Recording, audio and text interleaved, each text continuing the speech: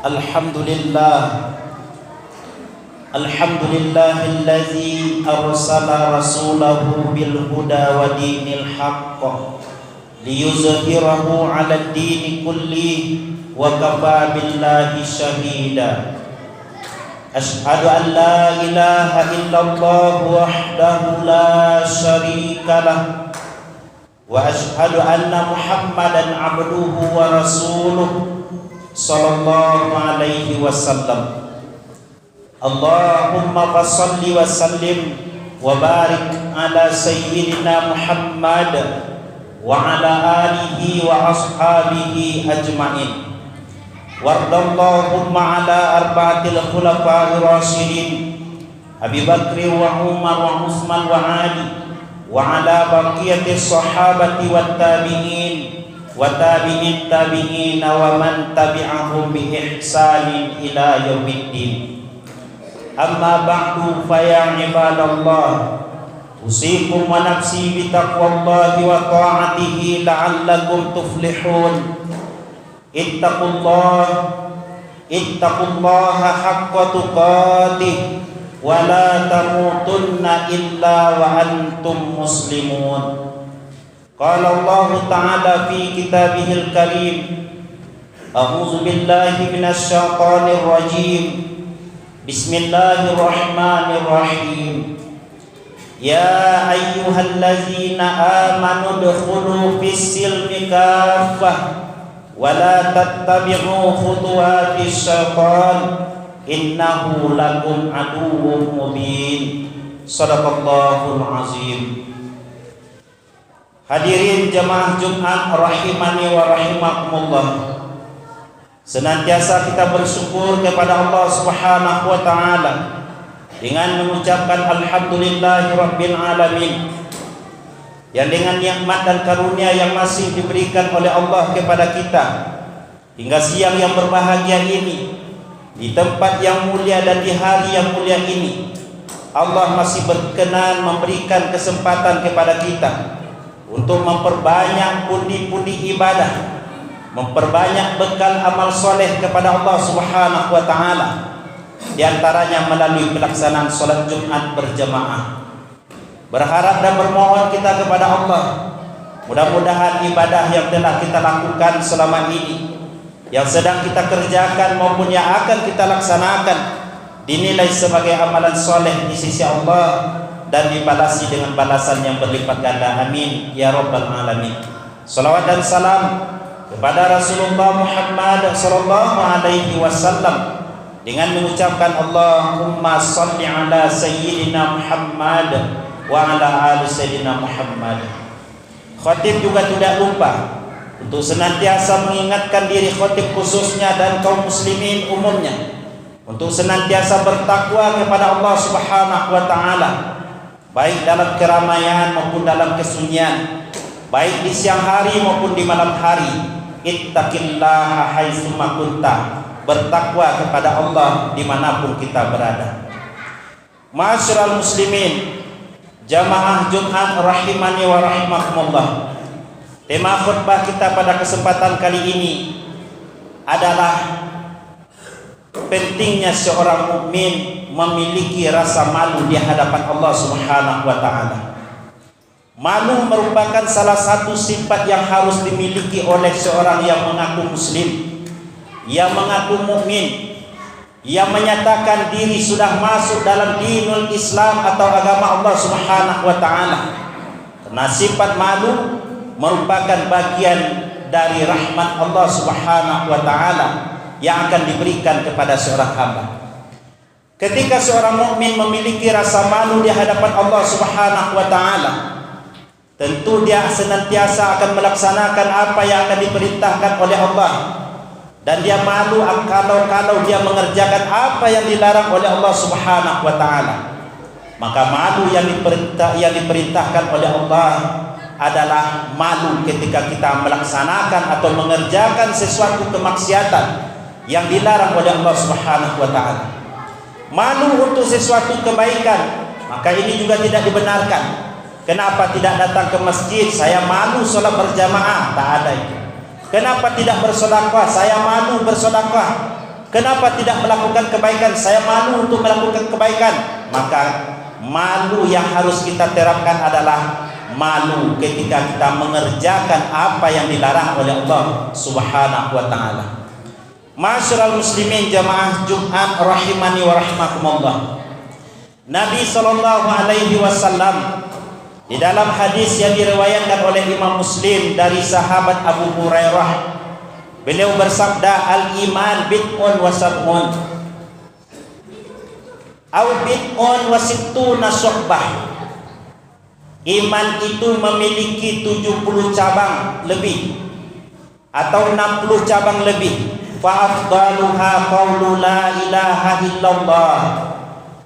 Maka seutama-utamanya iman adalah perkataan la ilaha illallah. Wa adanaha imatatul aza 'anit tariq. Dan iman yang paling rendah itu adalah ketika menyingkirkan duri di jalan.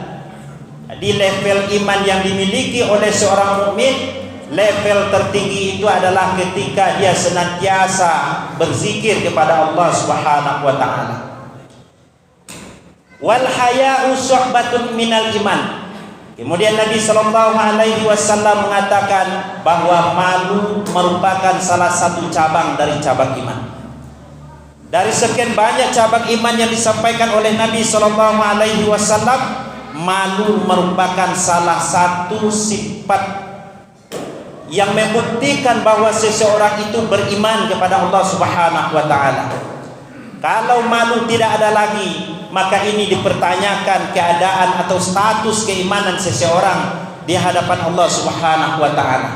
Maka memiliki rasa malu adalah bagian daripada cerminan keimanan seseorang di hadapan Allah Subhanahu wa taala. Nabi juga menyindir perilaku orang-orang yang tidak mau lagi diingatkan untuk arah kebaikan. Dia tidak mempunyai rasa malu di hadapan Allah Subhanahu wa taala. Iza lam tastahi fasna' ma syi'ta. Kalau tidak malu lagi, tidak ada rasa malu dalam hatimu, hilang rasa malu dalam hatimu, perbuatlah apa yang kamu suka. Maknanya apa? Maknanya kalau memang tidak ada lagi rasa iman dalam diri seseorang, kerjakanlah apa yang ingin kamu kerjakan.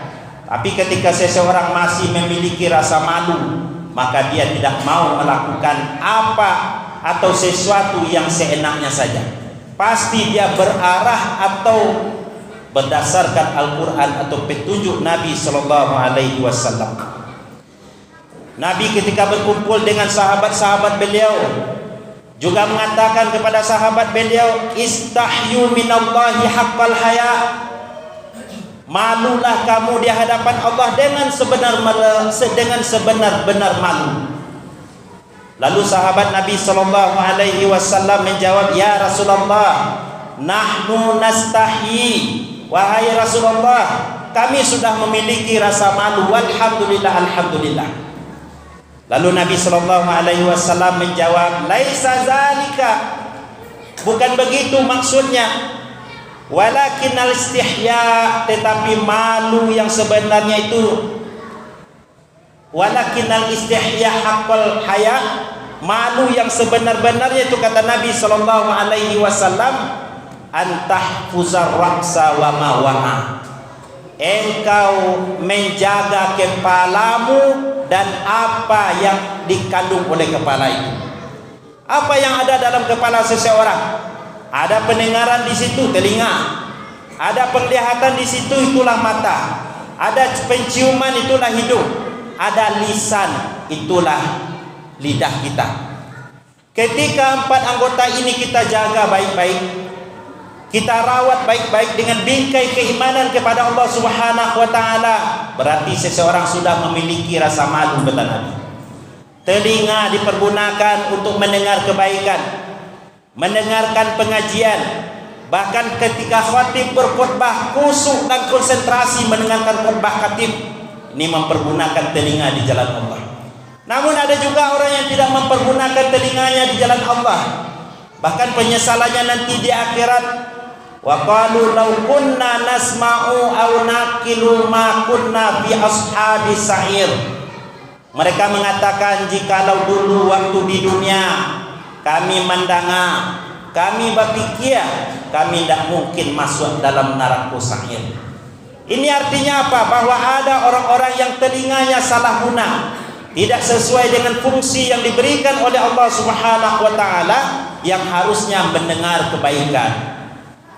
Demikian pula mata, yang dituntut dari mata itu adalah melihat ke arah yang dibenarkan oleh Allah, memandang sesuatu yang diredai oleh Allah, termasuk membaca ayat-ayat Allah Al-Quranul Karim. Tapi ketika mata salah guna, tidak dipergunakan sesuai fungsinya menurut Allah Subhanahu wa taala, maka apa yang terjadi? Maka rusaklah diri seseorang. Kenapa demikian? Karena apa yang dilihat oleh mata seseorang, dia itu bertalian kepada hatinya. Dan ketika kehendak hati seseorang tidak dapat, maka apa yang terjadi? Pembunuhan pun dilakukan. Apa yang diinginkan oleh hatinya, kemungkaran, kemaksiatan, dilakukan. Kenapa? Karena apa yang dilihatnya itu adalah bagian daripada apa yang tertanam di dalam hatinya. Maka orang yang beriman senantiasa mempergunakan matanya untuk melihat, memandang sesuatu yang diredai oleh Allah Subhanahu wa taala, dan dia takut kalau matanya tidak pergunakan untuk melihat sesuatu yang diredai oleh Allah. Maka oleh karena itu, ma'asyiral muslimin, Allah mengingatkan kepada kita di dalam Al-Quran, inna sam'a wal basara wal fuada kullu ulaika kana anhu mas'ula. Pendengaran, penglihatan, hati, semuanya akan ditanya di hadapan Allah Subhanahu wa taala. Summa latus'alunna yauma izin 'anil na'im. Kemudian kamu juga nanti di akhirat akan ditanya tentang nikmat-nikmat apa saja yang kamu pergunakan waktu hidup di dunia. Telinga apakah digunakan untuk kebaikan, mata apakah digunakan untuk kebaikan, lisan juga begitu, apakah berucap dengan kata-kata yang baik, atau berzikir, atau membaca Quran, atau memberikan nasihat kepada orang lain, atau sebaliknya. Lisan justru dipergunakan untuk menyakiti hati orang. Maka Nabi SAW mengingatkan kepada kita tentang fungsi lisan. Salamatul insan fi hifzil lisan. Selamatnya manusia itu tergantung bagaimana dia mempergunakan lisannya. Mangkana, barang siapa yang yu'minu billahi wal yaumil akhir falyakul khairan aw liyasmut.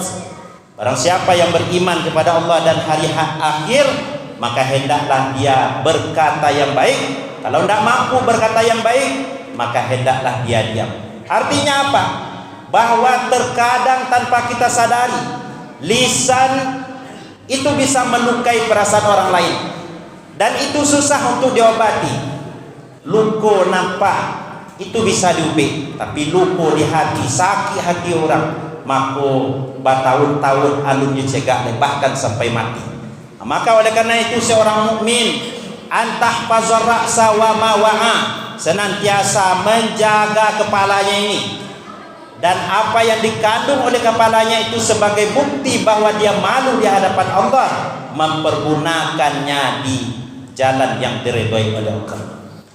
Yang kedua, kata Nabi SAW, wal tazkuril mauta wal bila, hendaklah engkau mengingat kematian, wal bila, dan mengingat sesuatu jasad yang akan busuk setelah kematian nantinya. Apa maknanya? Seorang mukmin yang malu di hadapan Allah, maka dia tidak akan pernah mencintai dunia dalam hatinya. Dunia hanya sampai di tangannya, dan akhirat adalah di hatinya. Tapi kalau sebaliknya, dunia di dalam hati dan akhirat di tangan, maka tidak sedikit orang yang menyepelekan amalan-amalan kebaikan. Maka oleh karena itu, Islam mengajak kita melalui lisan Rasulullah SAW, iza aradallah bi'abadin khairan, apabila Allah menghendaki kebaikan pada seorang hamba, pada seorang muslim, yufaqihu fiddin, Allah akan memberikan kepadanya pemahaman beragama. Apabila Allah menghendaki kebaikan kepada seseorang, kata Nabi SAW, istakmalahu, Allah akan membuat hamba tersebut untuk bersegera beramal. Wa kaifa yastakmilu ya Rasulullah, bagaimana cara Allah membuat hamba untuk bersegera beramal wahai Rasulullah? Lalu Nabi SAW mengatakan, yuwaffiquhu li'amalin salih qabla al-maut. Allah akan memberikan taufik kepada hamba untuk melakukan amalan soleh sebelum dia mati. Maka ketika umur masih dikandung badan, ketika kesempatan masih diberikan oleh Allah, apalagi kita yang sudah di atas 40 tahun, maka perbanyaklah beribadah kepada Allah, dekatkan diri kepada Allah Subhanahu wa ta'ala, dan tidak tertutup kemungkinan juga kepada generasi muda. Jangan asik dengan game, jangan asik dengan narkoba, jangan asik dengan hal-hal yang menjauhkan diri dari Allah Subhanahu wa ta'ala. Kenapa? Karena kematian tidak pernah memandang usia, tidak menunggu tua baru mati, tidak menunggu sakit baru pergi. Tidak seperti itu. Tapi anak muda ada yang mati, orang tua apalagi. Maka Nabi SAW menyuruh kita, badiru bil a'mali sholih qabla an tusgalu. Bersegeralah melakukan amalan soleh sebelum nanti kamu disibukkan. Barangkali sibuk dengan sesuatu keduniaan, sibuk dengan gangguan hawa nafsu dan setan, sibuk dengan hal-hal yang membahayakan dirinya, apalagi ketika sakaratul maut, walhiyazubillah. Ma'asyiral muslimin, jamaah yang dimuliakan oleh Allah Subhanahu wa ta'ala. Wa man aradal akhirah. Kemudian Nabi mengingatkan kepada kita, barang siapa yang menghendaki akhirat, taraka zinatad dunya, hendaklah dia meninggalkan perhiasan dunia, kesenangan dunia. Bukan berarti kita tidak boleh menikmati nikmat di dunia ini. Bahkan Nabi SAW menyuruh kita untuk senantiasa mempergunakan nikmat ini untuk jalan kebaikan di jalan Allah Subhanahu wa ta'ala. Allah juga mengingatkan di dalam Al-Quran, wabtaghi fima atakallahu darul akhirah wala tansa nasibaka minad dunya. Cari keuntungan akhirat, cari laba kita untuk akhirat, tapi ingat jangan lupakan dunia. Dunia adalah tempat bagi kita untuk memperbanyak amalan soleh. Dunia adalah tempat bagi kita untuk mencari bekal untuk negeri yang abadi, nanti itulah akhirat. Waktu yang pendek kalau dipergunakan untuk ibadah menghasilkan nikmat yang panjang.